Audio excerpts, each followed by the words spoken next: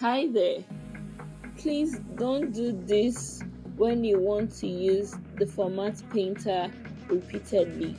You click, you format, and you go back. There are better ways to do this and to save time.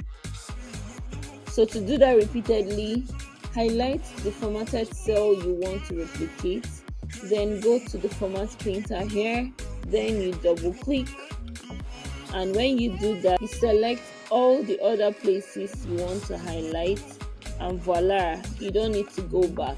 It automatically holds down that format design for you. When you're done, you click on it again.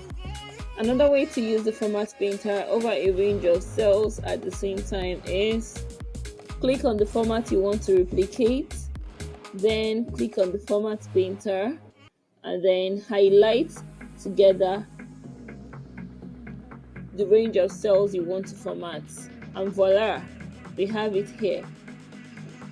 Thank you. Please follow for more.